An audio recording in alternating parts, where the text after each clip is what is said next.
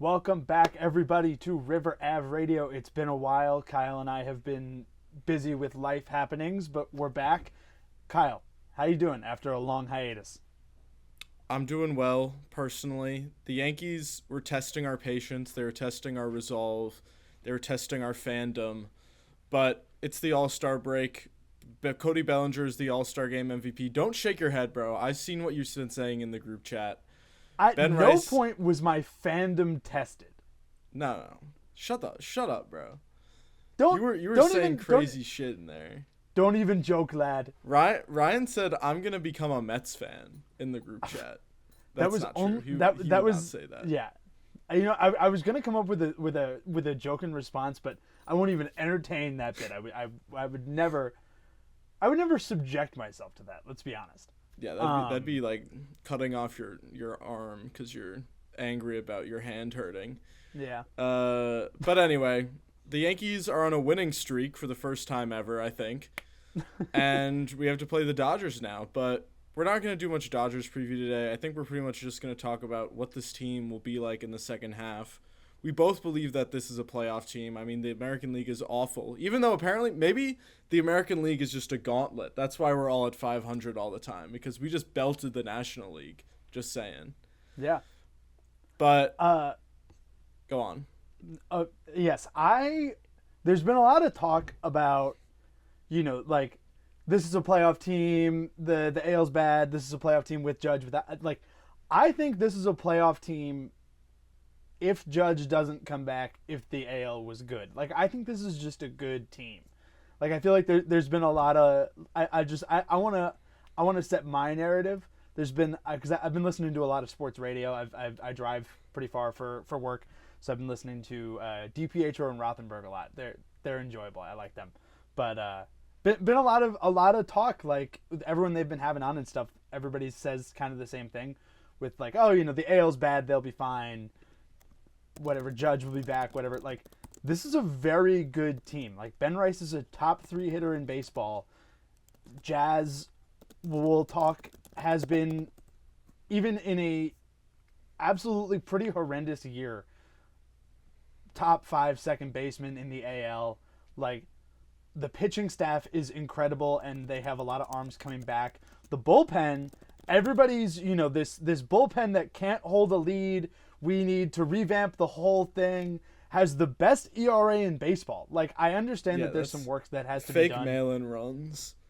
Fake mail-in runs, whatever. But the bullpen is good, and listen, I think if the AL was good, and I think the AL at the end of the year is going to look like a much more of a gauntlet, seriously, than it is right now, particularly the AL East. And number 2, with or without Judge. Obviously, Judge is the best hitter in the league. He takes you to astronomical new heights, but with or without Judge, this is still a really good team. I think this is the first time they've really had depth around him for probably since the 2020s. Like, I mean, last year they had some depth, but this is better. yeah, but this is much better. Yeah, so, sorry. I don't know. I don't really know where I was going with that one, but I just wanted to say. That's your narrative for the second half. Good, yeah, that's my narrative for the second half. Good team. In a good American League. I'm a little less optimistic, but I still do believe this is a good team. Like, the depth is pretty weak on the back end. I think the bullpen at the top is pretty good. Like, Bednar's great. Fernando Cruz is great. He strikes everybody out, which is what you want from a bullpen arm. Paul Blackburn is somehow great. Like, respect to Paul. You know what? Like, I've said crazy things about you, Paul, and you've proven me wrong. So respect to you, and respect to Cash Demon and Matt Blake for believing in him. Yep. But, like, some of these guys suck. Like, Jake Bird, I've seen enough. Like, he'll be good at some point. That point is not right now. Ryan Yarbrough, we'll get into the bullpen more in depth later. Like, not great. Camilo Doval, like, oh my god, like one of the most frustrating watches in Yankee history, maybe. Every time he comes into the game, like that bullpen game against the Rays, we were up by like 8 runs, and I was still sweating. We needed like Shaviyi to come in and bail us out by throwing 2 innings. Like they had Ryan Garcia tweeting that they needed Ryan Weathers to start the game. because they literally didn't have enough arms to get to the end of it. Because everyone could only go like 0.2 innings without putting 10 runners on base. So, regardless, there's a lot to talk about. We're not going to start with the bullpen. We'll start with the position players just because that's probably the most interesting thing. Number 1 on the list, Jazz Chisholm. I know you're just talking about how he's good. He's about like a 2-WAR player right now, which is I'd say top 10 for second baseman in baseball, which is more so to say how awful the second base position is than how excellent Jazz has been. He's been a below average hitter by WRC+. He's still at a 95 on the year. His savant doesn't really inspire confidence that it's going to get much better. Like, he did have the big home run against the Nats. That was awesome, obviously. A couple big home runs that series. We'll get into Trent Grisham later, I'm sure. Glazing him, naturally. Yeah. But he just strikes out so much. Like, he's striking out basically at a 30% rate, and he's not getting on base. He's not hitting for average. He's not really slugging. He's slugging below 400. His xWOBA is not good. It's below 300. Like, he's productive. I mean, he's not the problem. Anyone who thinks Jazz is, like, even a top 5 problem on the team is probably racist. But, you know, I do expect more from him, and he obviously expects more from himself. Yeah. Like, he hasn't had a below-average offensive season since 2021, and he's on pace to be below average this season. Jazz, I mean, he came out before the season saying he was going to go 50-50. Like, he clearly has very lofty expectations for himself, and this is not the first time that Yankees second baseman in a contract year has disappointed. But Jazz is capable of much more, and we've seen it. He's been a fantastic player, and again, like, this is what fantastic players in down years still produce. You know, like, Jazz's speed still makes him an asset. His defense still makes him an asset. You know, lollipops or not. The problem is I've noticed 2 things. So Kyle was talking about this before. He is not putting the ball in the air compared to what he does in normal years, and so he's not barreling at all. He was never like a great launch angle guy, but it was always to a point where like it was good enough, and now he it's got not. Barrels. Like, he had 91st percentile barrel rates last year, 66th in 2024, which is still above average. But the last 2 years, he's gone to like a much heavier pull approach, which was very beneficial to him last year. But this year, he's just not hitting it in the air. He's really just hitting it on the ground, and he's swinging a lot more outside of the zone. So he's chasing a lot more, and that's generating, and he's swinging less in the zone, which is just generating some weak contact, and it's a problem, obviously. And you know, we would like to see Jazz go back to just hitting the ball in the air mostly. Stop with the ground balls. And he's pulling a lot of ground balls, which is funny. Mm-hmm. Like, he's clearly trying to pull it in the air, and his pull air percent is basically this. It's almost exactly the same. Last year 24.5, this year 24.4. But the problem is when he's not pulling it in the air, he's pulling it on the ground, which never works. It's just a ground out to second base, Alex Verdugo style. Every time he comes up to the plate, it feels like another ground out. Another ground out to the right side, baby. But either way, like, Jazz this year has put up more base running and defensive value, like, so far into the season than he did last year in the entire season. So he is making up for his lackluster offense by being better at defense and a better base runner than he was even last year, when he was pretty good at both of those things. Like, the boneheaded errors do come seemingly relatively often with Jazz. Like, he just does dumb shit sometimes, and like it's like kind of like with the lollipop. Like, he just does dumb shit, which pisses people off. It pisses me off. Like, I don't like I do not want to see you sucking the lollipop out there while we're in like a horrible slump. Like, it doesn't actually matter, but it does matter. Like, appearances do matter to an extent. I'm not saying like him not doing that or him being Mr. Serious Derek Jeter all the time would meaningfully impact the team's performance. It probably wouldn't. But, you know, it's going to piss people off. So I think Jazz is a winning player objectively. And although like this has been pretty disappointing, like we do expect more from him than what he's given us. I'm not too worried about him rest of season, and we got much bigger fish to fry if we're gonna try and win a World Series. Yeah, if he can just start getting the ball in the air again, that would be fantastic.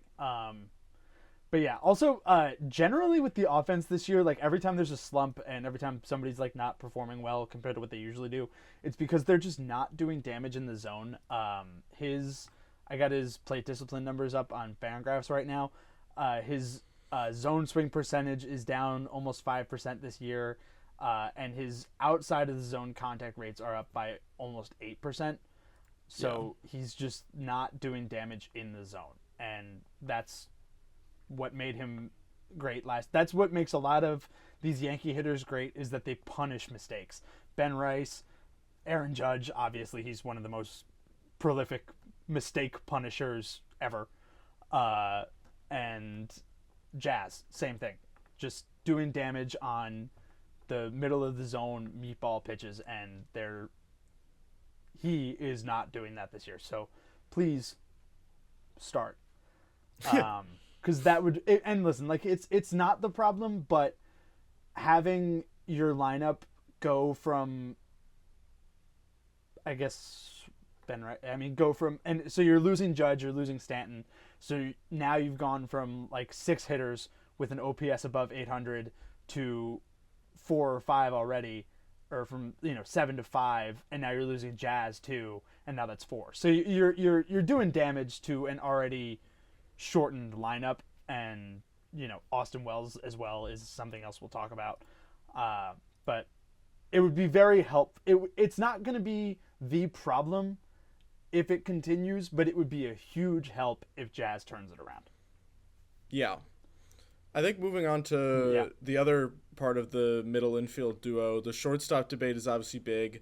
Like, the Volpe delusions have gotten to like a fever pitch. It's really Talking Yanks' fault.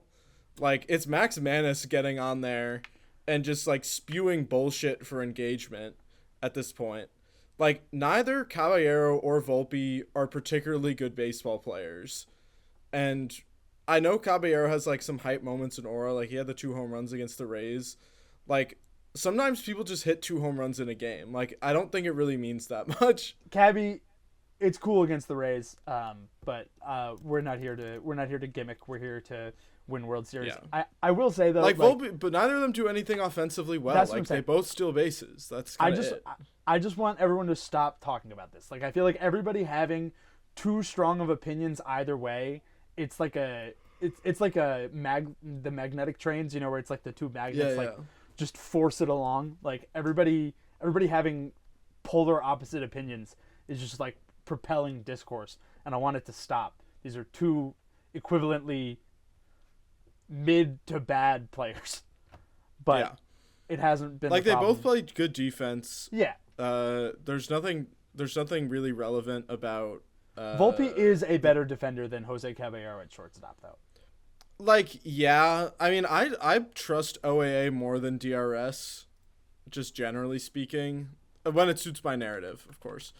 And like Cabby's OAA isn't good. Volpe's is excellent. Volpe's DRS is bad. Cabby's DRS is like best in the league. So, like, just looking at the eye test, like neither of them are a wizard over there. Both of them are very serviceable. So I just think everyone needs to chill the fuck out. Yeah. And like move on to things that actually matter. Like, there's no upgrade coming besides Lombard. Like, there's no shortstops on the market we could trade for. Like, Nico Horner just signed to an extension. He can't. I know he's a second baseman, but he is shortstop eligible this year at fantasy, so he's played a bunch of games there.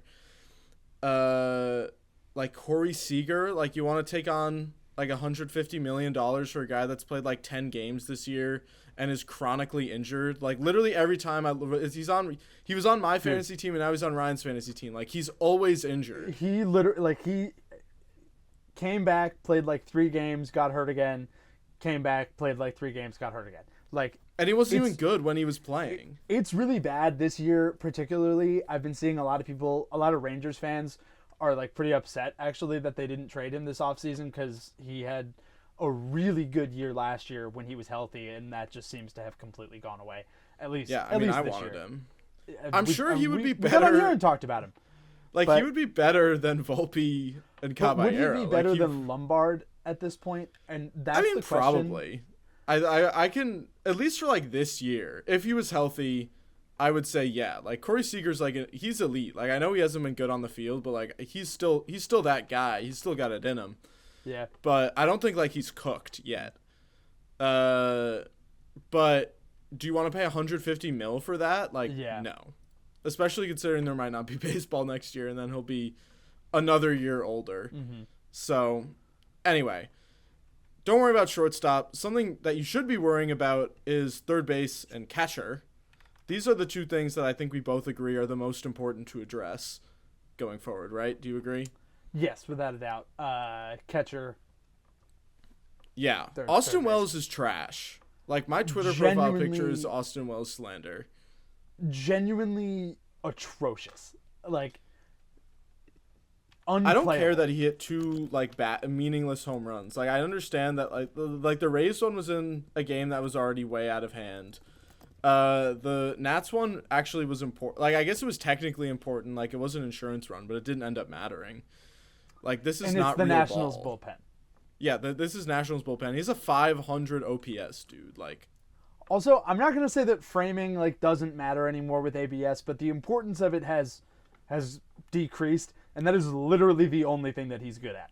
I believe that like he was a terrible defensive catcher for like pretty much his whole minor league career. Like the Yankees can just make you good at being make you good at being a catcher, I think.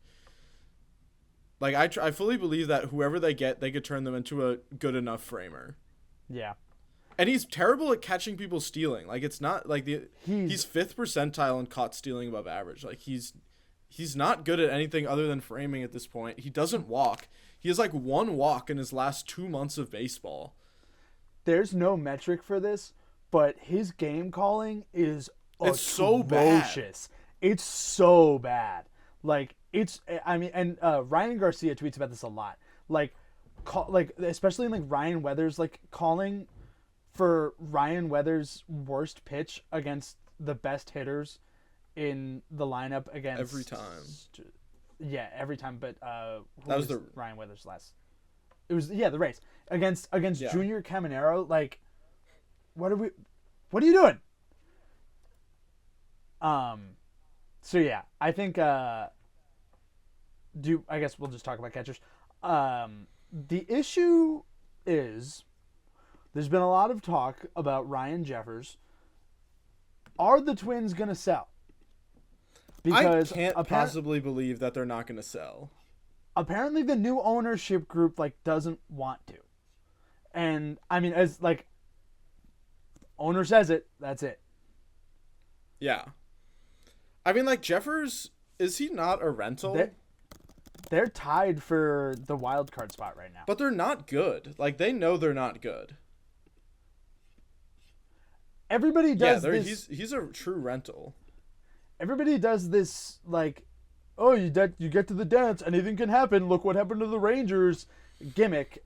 No. Bullshit. They know they're not that good. The Rangers had like an actual elite lineup. They have like literally nobody besides Jeffers and Buxton, and both of them are hurt. Jeffers is back. Is he? I thought he was still. Yeah. I thought he was still injured. No, he's hurt. Or he's back.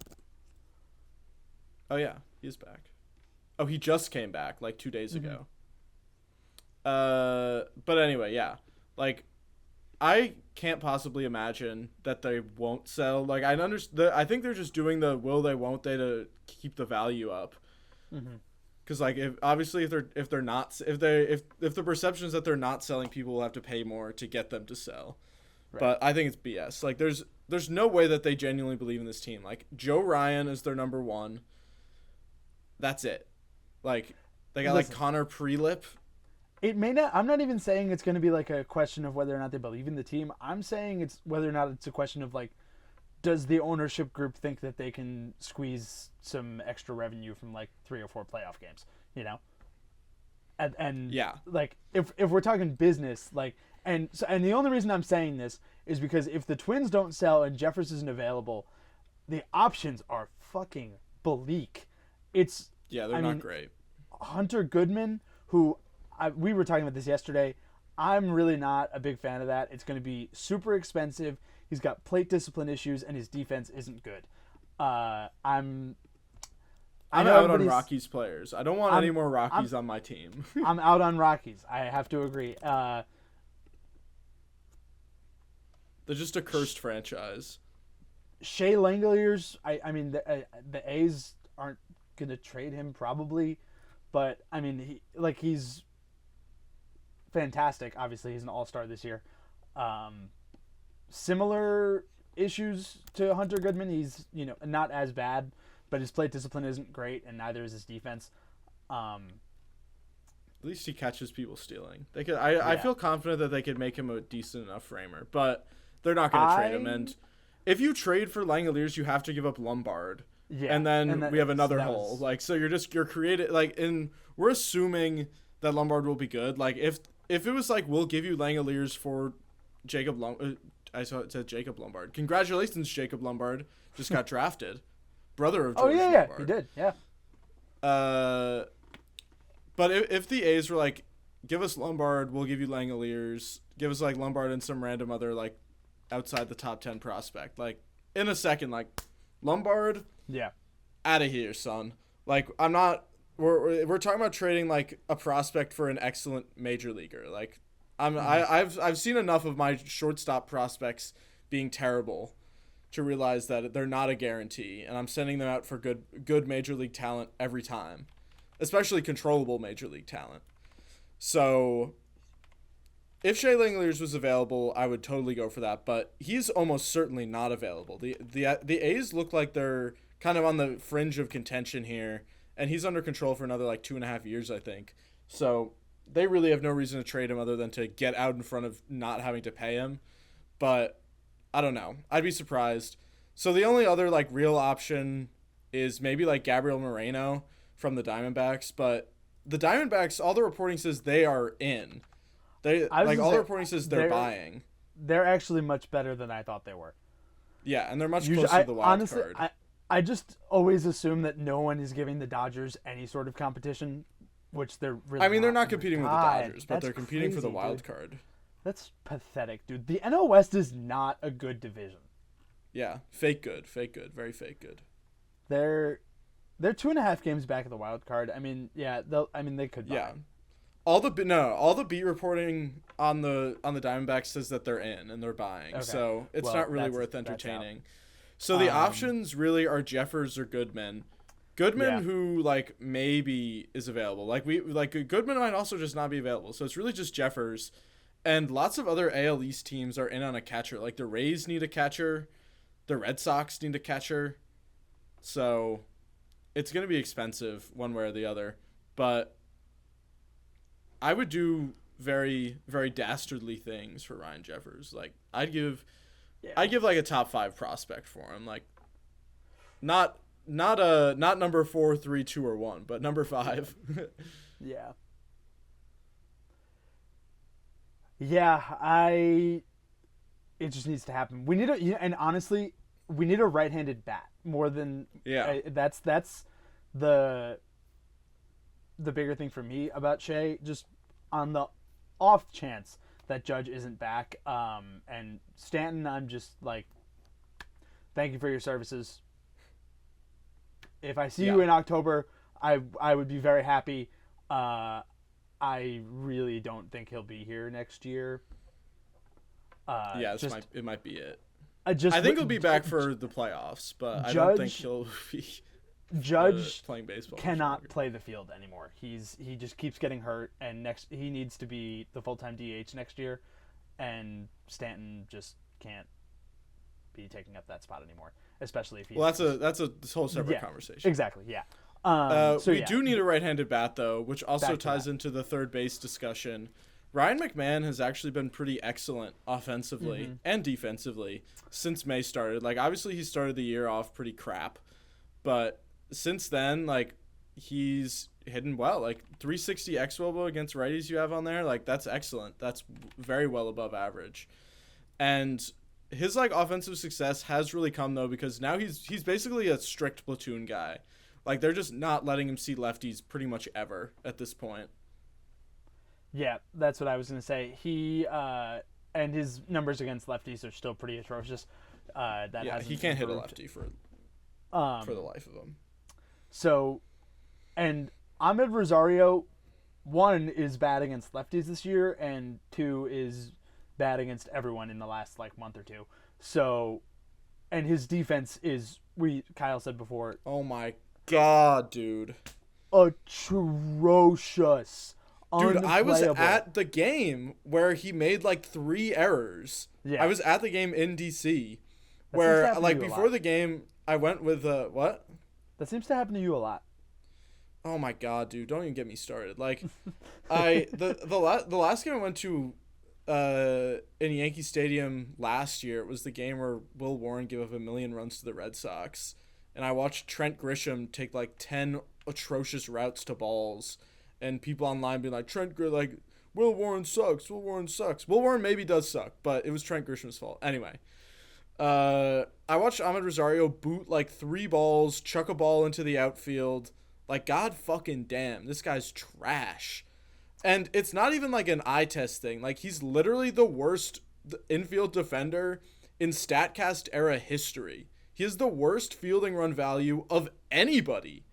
Of any infielder since StatCast came into existence. That's crazy. Like, how is it possible that you're so fucking trash at playing the field? Like, I don't get it. But anyway, like if he was hitting well, I could just let it slide. But he's not even hitting well. So it's Jover. I've seen more than enough. I mean, I haven't. Like maybe he could be a productive hitter. Like some of the trying to get away from like my emotional response here. Like maybe. Some of these numbers are okay. Like he hits the ball relatively hard. Like he's above average in some of these like expected numbers. But again, like for some reason they aren't against lefties. Like he's been fine against righties and bad against lefties, which we don't need. Like we have no use for a guy that's mid at best against righties and can't play defense. Like we have Ryan McMahon. Yeah. And there's nowhere else to put him. Like we can't put him at short, we can't put him at second, we can't put him in the outfield. So what are you gonna do at this point? Like, you kind of just gotta trade for somebody. This is why I was fucking beating the drum over and over again in the offseason for Okamoto. Yeah. But dude, oh my god, that would have been. I mean, can you imagine? This is like the biggest case. Like, I would be fully vindicated at this point. Yeah. Like, I'm genuinely a little pissed. And like, let me look up Okamoto's splits. Like, he might not be a true like lefty masher guy. He might be more balanced. Let's see. He's pretty balanced. His OPS against both are pretty much the same. But again, his OPS against both is like 800. So it'd be pretty fire if we had an 800 OPS bat in this lineup every day. Like he hits nukes. So yeah, I mean he's got 20 bombs. Yeah, he's got like 20 now, bombs. Right? Yeah. 22. I have seen people talk about Vaughn Grissom from the Angels. Yeah, which is funny. But not like entirely unreasonable. He's got a 100 WRC plus against righties. Like, I'm sure he wouldn't cost too much. I think he would just be like an improvement, or I don't know. Maybe I'm not sure if he really would be that much of an improvement. I'm less moved now that I'm looking. I never mind. Never mind. Okay. Well, he'd probably be better than he'd be better than Ahmed Rosario, but Cody Clemens is the guy, isn't he? Like another Ryan Garcia shout, but Savant's great. He hits the ball hard. He belted us when the Twins came to town. He did belt us. So he can hit in New York, I guess. At least in a 3-game sample, he can hit in New York. OAA for narratives, he's got 87 percentile, 3 outs above average. Yeah, so great outs above average, and he's a platoon guy. Like this is the guy. Will we get him? I don't know, but Ryan Jeffers, Cody Clemens package deal. I can see it. Oh yeah, that's very nice. He's got a 124 WRC plus against righties. Yeah. Yeah. This works. He has a lot of control left. Like Cody Clemens is 2.5 years of control guy, so he would be kind of expensive probably. He is, I think, in a pretty strict platoon though, and he's old. Like he's already 30. Wait, we need someone who's gonna hit lefties. Yeah, well, that's what he does. That's his job. Oh wait, what? Yeah, he doesn't hit lefties. He's got a 78 WRC plus against lefties. Oh, what am I talking about? Who's it? I thought he was. Yeah, wait. Who would we platoon him with? Sorry, I'm confused. I thought he was a righty. Hang on. I'm gonna find us our third baseman. All right, so we cut because we were like desperate to find literally anybody who could play third in a platoon with Ryan McMahon, and we found one name which will pain Ryan to say. Above all else. Javier Sanoja from the Miami Marlins. If we could get him, maybe would work. Like he's kind of budget Luis Ariz. Like he's no strikeout, no whiff man, so like boomers would love him. He plays good defense and he's fast. He's fast. He pulls the ball in the air. 23.4% pull air rate this year. Pretty good. 800 OPS against lefties. He's hitting 300 against them. 300, 338, 471 against lefties. Like that's pretty good. I'm in on this. And he's on the bench as a pinch runner potentially. Like this is good. You know what? Fuck it, bro. Javier Sanoja ball. I'm in on this. Javier Sanoja, we're in. I can't imagine he would be expensive. Like, yeah, I have to imagine he'd be like, not Jose Caballero tier where we traded like Everson Pereira for him, but he can't be like a lot more than that. Like I would be surprised if it took a top 10 prospect to get him. And the Marlins are in like a constant state of rebuilding, so I'm sure they have some prospect in the minors that they'd want to put at third base over him. But I don't know. He's cute. I like his smile. He does have a nice He smile. looks like a nice guy. He's got like a baby face. Dude, he's tiny. Do you know how tall he is? No, I'm trying to see. He's 5'7", 150. God damn. Dude, this guy's tiny. That's awesome. Dude, Okay. I'm so in on this. I'm totally... it would be really funny to have like a tiny guy running around, playing third base, slapping hits, you know. Shut the boomers up, like get some high average ball in here. He's got one out above average, like DRS at third. I'm looking at it right now. Only tell me if it supports our narrative. Yeah, of course. DRS at third this year. He's got 2 DRS at third, 4 last year. And it's cumulative. Like he hasn't played a ton, so this would go up. If he he would be a pretty respectable. He's also also average in DRS numbers if he was playing more. No, I guess he's not really good in the outfield. They've played him in the outfield, but he can play the outfield in a pinch. Sure. Yeah. Fuck it. He could do emergency outfielder. We got like 10 guys that can emergency outfield now. Yeah. But he's anyway, like so emergency.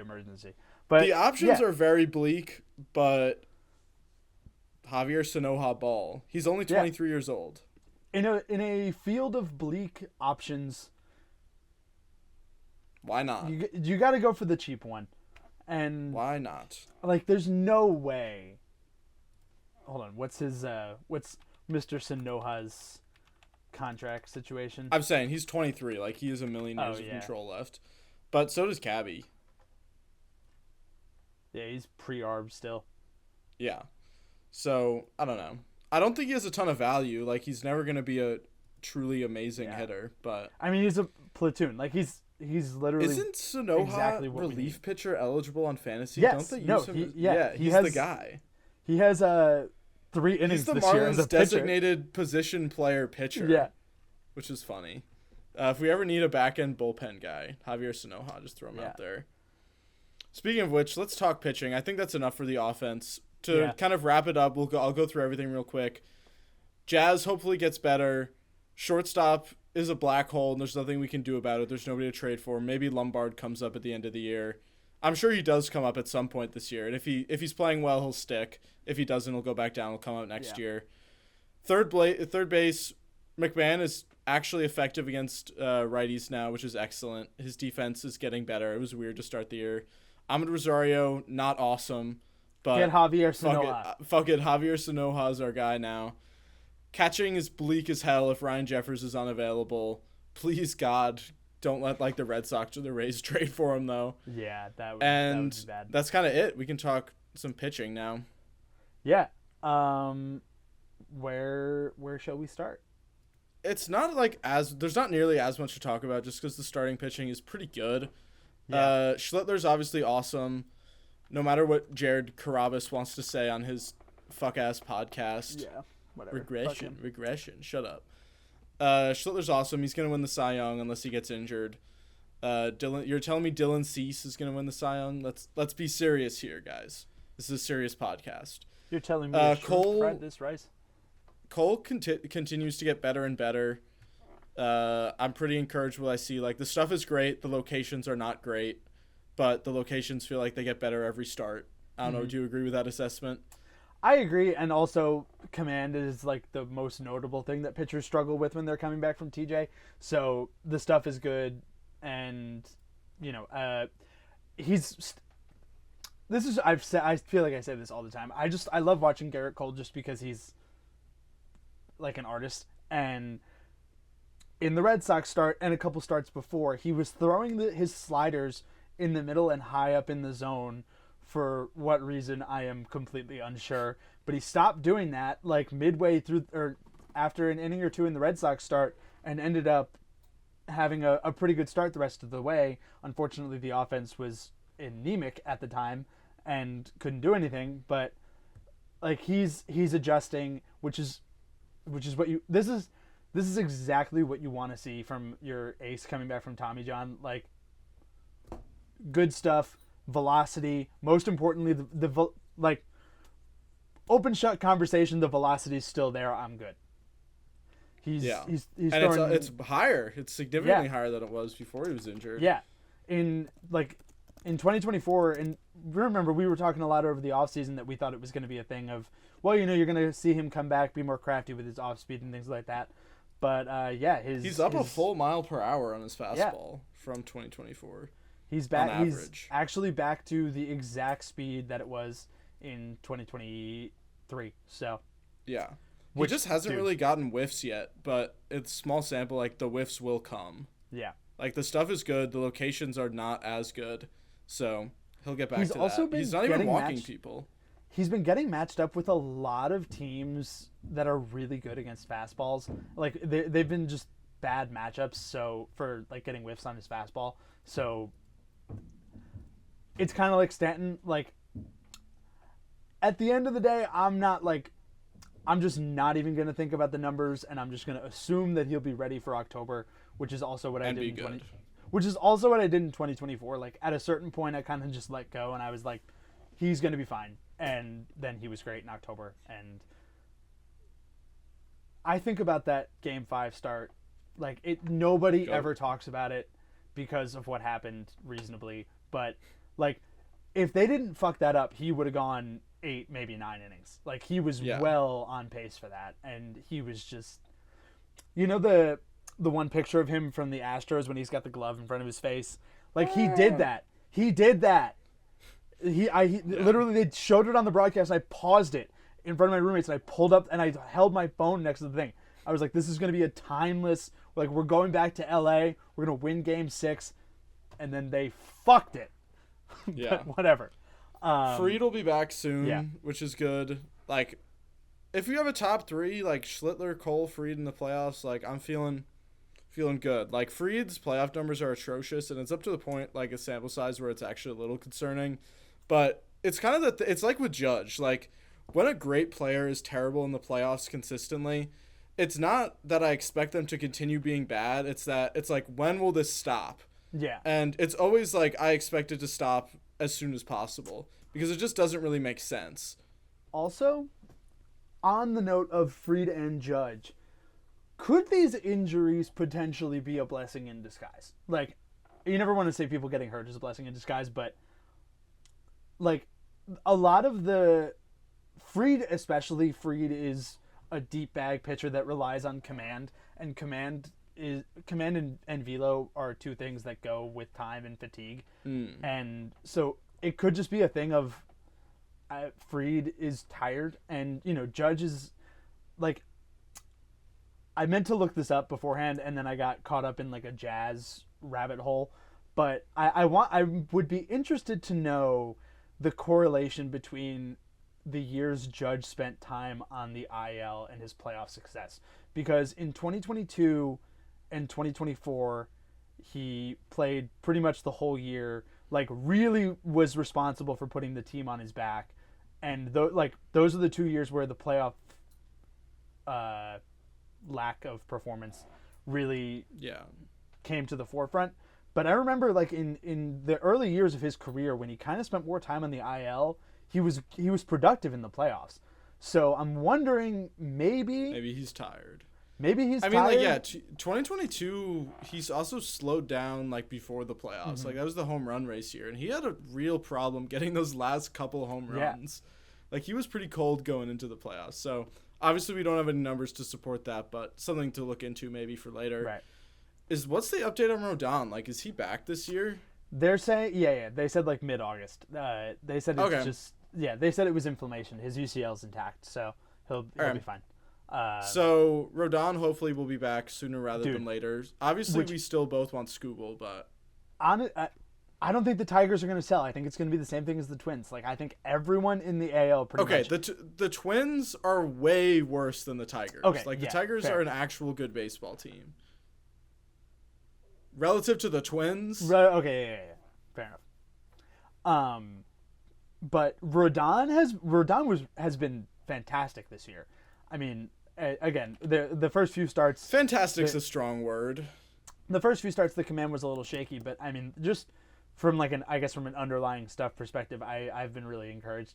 Like the stuff has been there, the velocity's been great. And in the last couple starts, the command was really coming into form, and he was giving you length. He had like a 3.3 ERA. Like that's very good. Like I'd be if he threw that over the course of a whole season, I'd be thrilled. So it's better than Will Warren being like the 3 starter again is just an unfortunate. He's really betrayed us. He really has.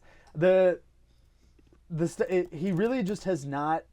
The thing that made him successful at the start of the year was he was so much more productive against lefties than he was last year, and that has just completely disappeared. And I don't know. His fastball isn't good now too. His run value on his fastball is bad. He's confuddling.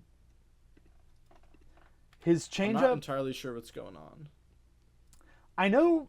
I was trying to find like numbers on this. I couldn't. I know at the start of the year could it be a mechanical thing? Because I know at the start of the year they were talking a lot about how he was like standing 3 inches closer to third base on the rubber, and that was allowing him to locate better. Warren Savant and look at the location of his sweeper. Go to the sweeper heat map for 2026. You'll laugh. That's crazy.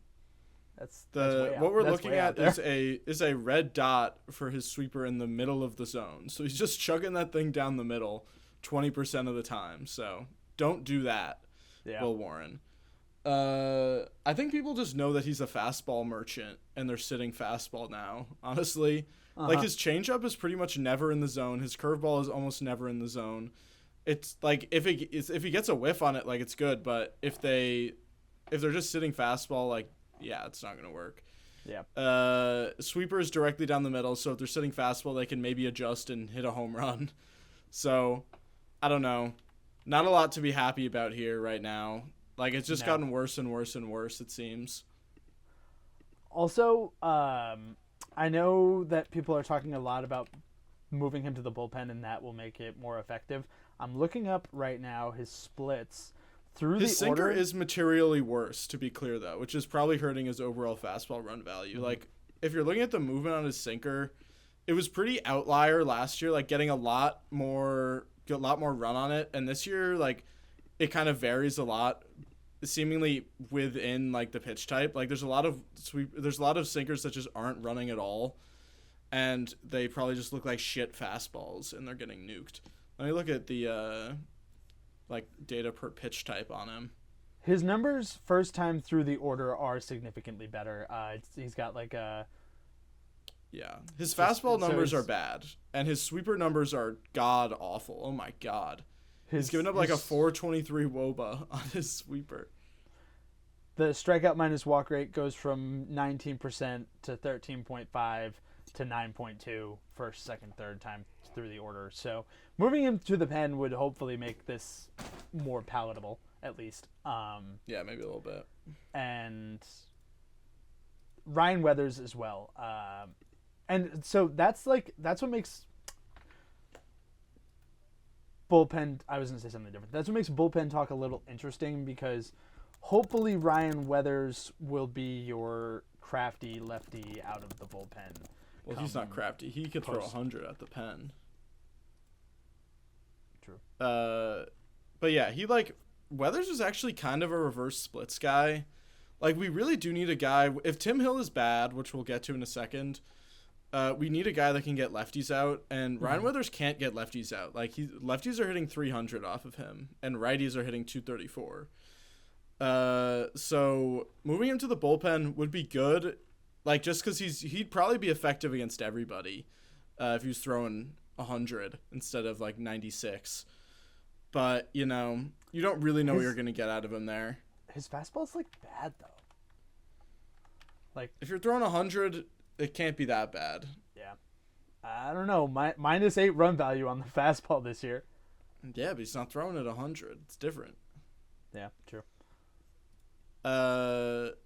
It's really also just like his locations on the fastball are not excellent.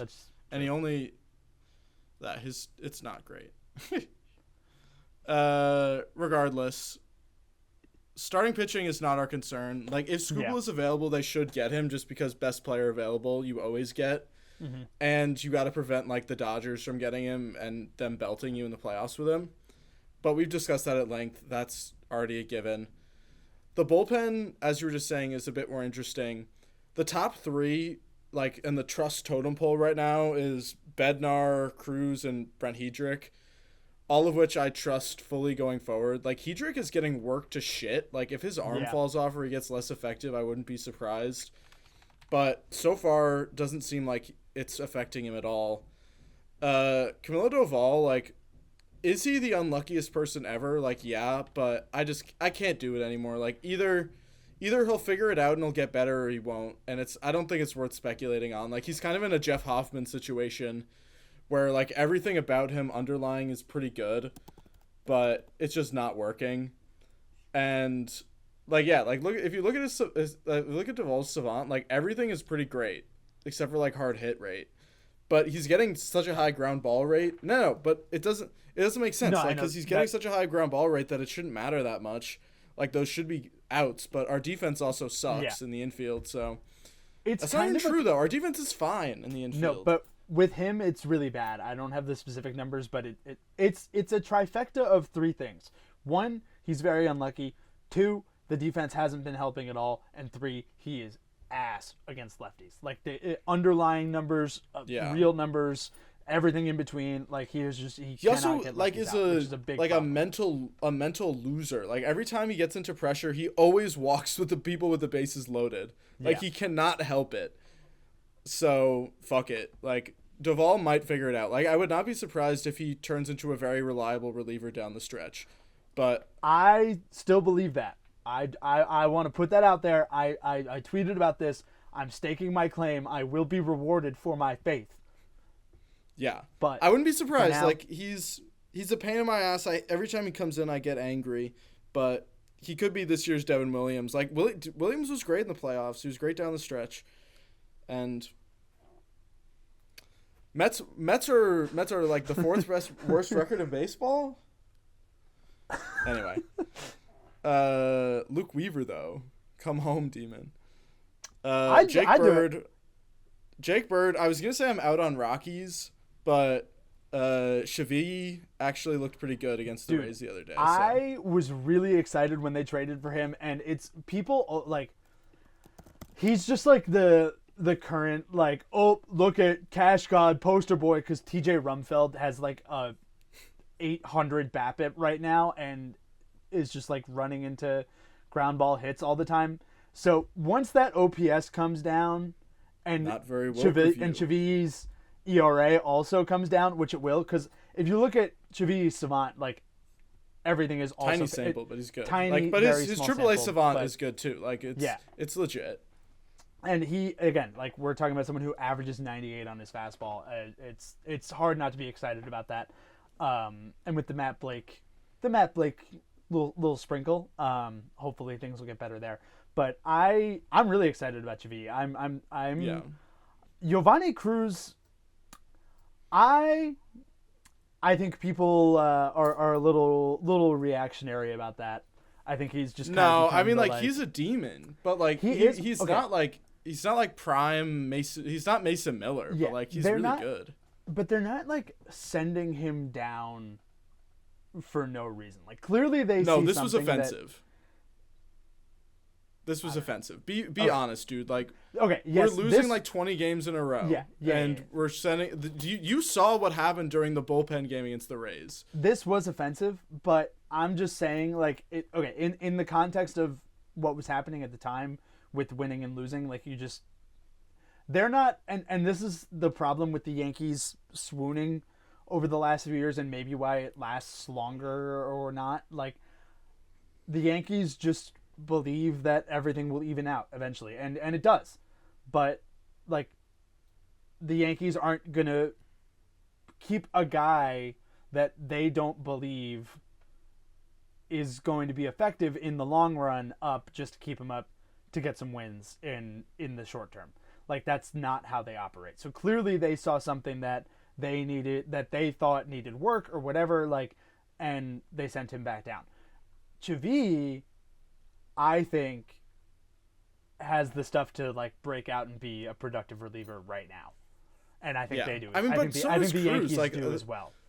I mean, I don't see anything in Giovanni's game that concerns me besides he hasn't walked people at the major league level. Neither do I, but I don't work Whatever. for the Yankees. It's true. Paul Blackburn has the lowest ERA in baseball since May, minimum 30 innings pitched. I don't know how they do it. We got on here and did the Paul Blackburn hate episode. Like, respect. I gotta tip my cap. I would if I didn't have my We have headphones on, shifted but- all of our Paul Blackburn hate 3 feet to the left, and now it is Ryan Yarbrough hate episode. Yes. Yeah. You're trash. He's not. It's really funny because Yarbrough's like savant page is actually a little interesting. Like, he isn't giving up hard hits like at all. He's 99th percentile in average exit velo and hard hit rate, which is truly funny. He's doing Yarbrough But- stuff. Clearly, the Yankees do not think that this would last over an extended sample because they never pitch him. He's thrown 37 innings this year, and he genuinely pitches like once a month, and it's only if they're completely desperate or it's like ultra turbo low leverage. I feel like I've seen him a lot more recently, but Yeah, well, we've been desperate. True. Our starters have been given like 2 innings. yeah. Will Warren gets knocked out in the third every game. It was better this week, though. I wanna end on a positive note. Are you good on bullpen? Yeah. I think just before we move on to general thoughts, Goatnar, Fernand Demon, Paul Blackburn, the head god, The head god. Good head. Chavi, and then make fart noises. Camilo Doval, Jake Bird, Jake Turd. What are you listening? Are these just all nicknames? I'm going good and bad. Oh, okay. You were clapping, so I was going with the clapping for the good and then the fart noises for the bad. But yeah, so Jake Turd, Camilo Doval, Ooh. but we'd like to see more. So, and in terms of a trade, I think just like I don't want to say like back end, like mid tier, like seventh inning, eighth inning. We need a lefty guy because Yes. Tim Hill. Yeah. Tim Hill not good now. We've My talked demon, about this before. but it's over. Daniel Lynch. Yes, The Daniel Lynch. Royals. The Royals are ass. One of the only teams in baseball that's actually out of it. The Royals. Yeah. So The Royals, the Mets, and I feel like that's probably it. But yeah, he's got a 379 OPS against fried lefties. Daniel Lynch. 379 OPS. 379 OPS. yeah. So we would love to see Daniel Lynch in the stripes. And just wrapping up, I think it's very hilarious and on theme for this year for the Yankees to shit down their legs against some of the worst teams in baseball and then go 5-2 against the Nationals, who are like the best offense in baseball, and the Rays. And you know what? Like, honestly, the thing that gives me hope about this week was they took care of business. Like, there was no bullshit where it was like the week kind of got off to a bad start and then they rebounded. Like, they knew that they had to go into the Trop and they couldn't fuck around. And would you have liked a series win? But like, in the middle of a July swoon, which is much worse than the June swoon, by the way, historically, they go into the Trop, a place that they've historically struggled in, against Tampa, which is a team that they've struggled against this year, and they took 2 out of 4. And in the middle of a swoon, that's cause for celebration. And then they went into Washington and did exactly what they should have done. The pitching locked in, held down a great offense, and they took advantage of a historically ass bullpen. And okay, so, that should we should not have needed, like, we looked like shit, like, offensively, like, that was not a good performance. But a win is a win. Like, in 2 months, like, I'm not gonna remember, like, the Yankees only came back in the 8th inning. They're so bad when they won all 3 games. So that's my point. cares? It was just like, it was a gritty week. It was a gritty week, and I give them credit. Gritty Yankees. Grit. Anyway, I think that's it. Sorry about the delay. It's been a little while. We're gonna give more delays because I'm traveling again. Yeah. But it's not because we don't love you. It's that we love the Yankees. Maybe I'll get some like co-hosts or something while you're. Kyle will be in Europe, so maybe I will be going to bring Europe. some friends on for co-hosts. Cody Bellinger All-Star Game MVP. Yankees are winning the World Series. Everybody knows it. Subscribe to River Ave Radio. Subscribe on literally every platform. Subscribe. Subscribe. Follow